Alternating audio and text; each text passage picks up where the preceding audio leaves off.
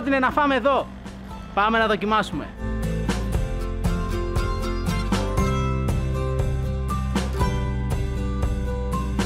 Κάτσαμε λοιπόν να φάμε σε ένα πολύ έτσι ψαχμένο, κρυμμένο, πρέπει να το βρεις, μαγαζάκι στην παλιά πόλη που λέγεται Ράτσα.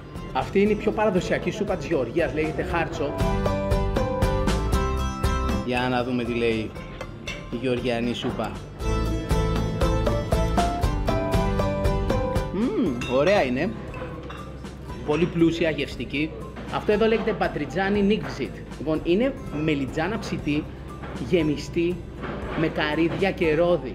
Για να δοκιμάσουμε. Πω! Πάρα πολύ νόστιμο. Πέντα νόστιμο.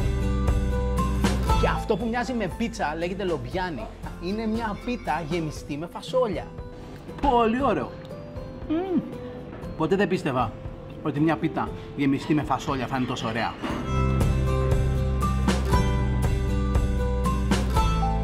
Φάγαμε πολύ καλά και πολύ οικονομικά. Για όλα αυτά πληρώσαμε 23 λάρια. Περίπου 8 ευρώ.